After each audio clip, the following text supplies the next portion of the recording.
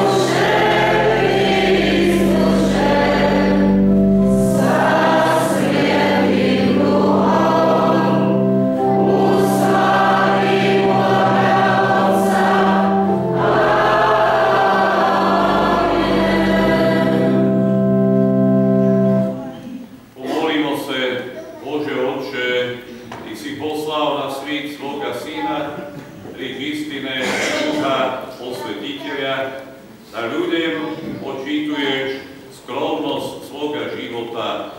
Udeli nám, da malovaniem práve viere spoznamo slavu viečnoga trojstva i se klanjamo Tebi, Bogu, jedinomu u tri osoba, po Gospodinu našem Jezušu Kristušu, Synu Tvojemu, i s Tobou živi a kráľuje u jedinstvu Duha Svetoga, Bog na sve vieke viekov. Amen.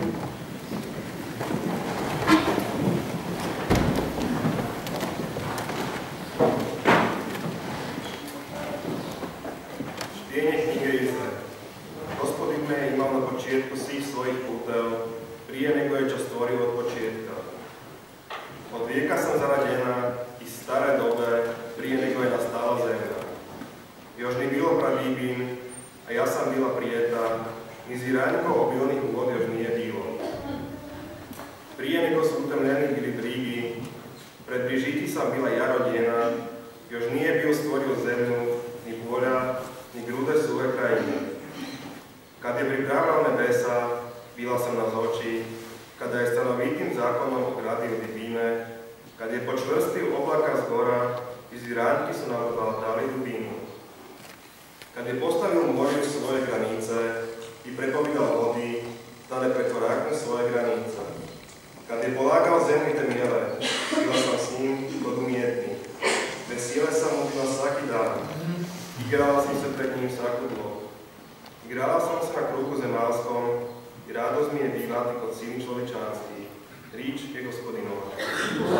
Hvala.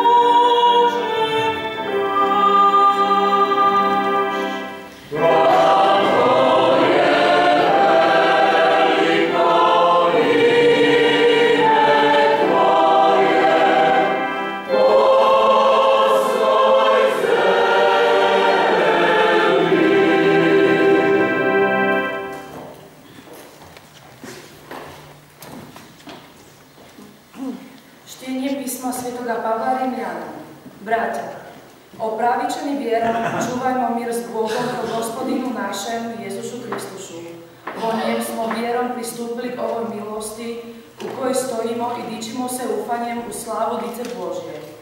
Ali ne samo to, nego se dičimo i nevoljami znajući da nevolja sobom donaša strpljenje, a strpljenje skušenost u dobrom, a skušenost u dobrom pak donaša ufanje. A ufanje nás ne mora vkaniti, ar se je ljubav Božja izlijala a srci naši po Duhu Svjetom, ki biva med nami. Riječ Gospodinova. Bogu hvala.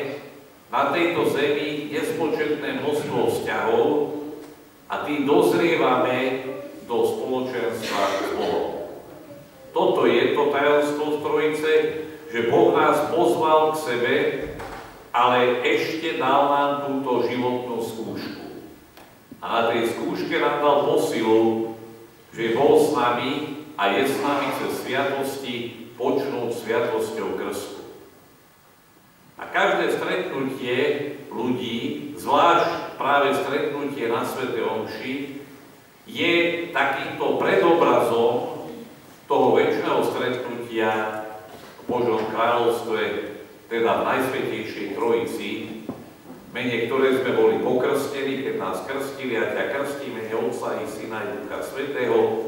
A celý ten život je vlastne takýmto dozrievaním. Ako dozrieme? Niekto dozrie v láske, v tej komunikácii s ľuďmi a s Bohom. Niekto sa uzatvorí, vidí iba seba, nevidí iného, ale dozrieva. Keď som včera pochovával jedného vzácneho človeka a mal som určite texty pripravené, tak som ich zmenil tým, že sa mi dostalo pohľad v knihe, kde bol žalm. S radosťou pôjdeme do domu Pánovho, určite aj vy, mnohokrát zaznieva tento žalm. S radosťou pôjdeme do domu Pánovho. A tu celá tá atmosféra toho pohrebu, ktorý tam bol v Strednom Rakúsku, sa niesol v tomto duchu, že skutočne bola to určitá radosť, že ten človek, vzácny človek, dozrel počas tých 90 rokov k tomu, že jeho odchod nebol znamením smútku, ale radosti, že ide do domu Pánovho. A toto má byť práve aj pre nás touto vnútornou radosťou.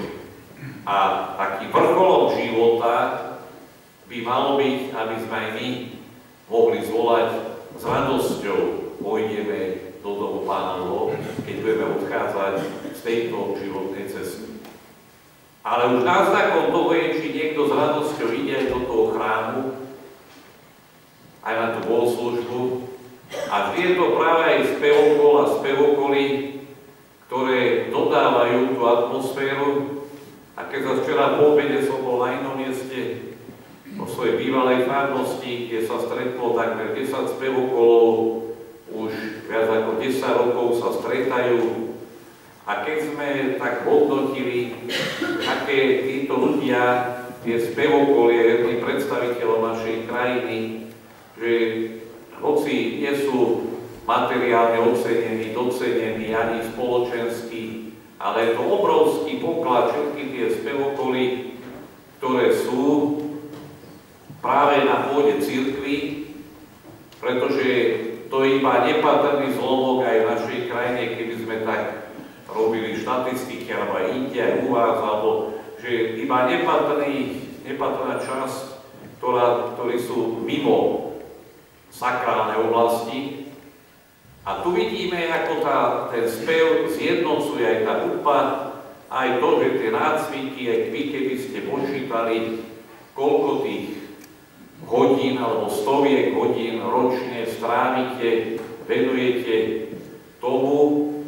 A je to ale aj povzbudenie a posila pre vás, ale aj pre tých, ktorých obohacujete svojím spevom tie často citované výroky z prvých kresťanských stáročí od svätého Augustína a ďalších teológov, že je to dobre spieva, dvakrát sa modlí a spieva hudba, ale aj vlastne oslava Boha, keď hovoríme aj v tej teologickej terminológii, že spievame chválospev na Božiu slávu, ten spev nebeských anielov, tie chóry anielov a podobné terminológie, ktoré sa vyjadrujú, ukazujú, že tá harmónia spevu a hudby je náznakom tej vrcholnej harmónie jednoty, ktorá je v Bohu. A keby niekto tú harmóniu narušil, alebo chcel sa ukázať, aj vy, keď teraz tu spievate a ste spevokola, keby niekto povedal, že ja nebudem spievať to, čo je napísané, ja viem niečo lepšie a ukážem to lepšie, aby do toho spevu ostatných on vniesol to svoje, tak by to pokazil. Mohlo by to byť akokoľvek dobré. To raz bol nejaký spevokol, kde som poznal tých ľudí vo Vajnoroch, môžem povedať konkrétne, bola tam oslava a jeden z tých členov spevokolu mal životné jubileum, tak som pred ostatnými pochválil, že že vás počuť najlepšie z toho spevokolu, lebo sa tvárilo, že to nie je taká veľká pochvála, keď to hovorím, pretože tam majú počuť všetkých rovnako. Ale bolo viac menej takého priateľského žartu, ale skutočne aj tu vidieť, že ten spevokol ukazuje tú harmóniu a keď tá harmónia je narušená, tak je to, neprinesie ten spev, ani tá hudba, neprinesú povzbudenie, ale takú disharmóniu aj do ľudských srdc. A niečo podobné Boh nám dáva cez svoju cirkev, cez silu Ducha Svätého, aby sme vytvárali tú jednotu na oslavu Boha, jednotu vzájomnej služby. A preto aj nech táto svätá omša, deň Najsvätejšej Trojice, tejto vrcholnej harmónie vzťahu Otca, Syna, Ducha Svätého, nech aj pre nás posilou, aby sme my dozreli k tomuto stretnutiu nebeskej sláve, aby sme mohli na konci zvolať s radosťou: idem do Pánovho domu. Amen.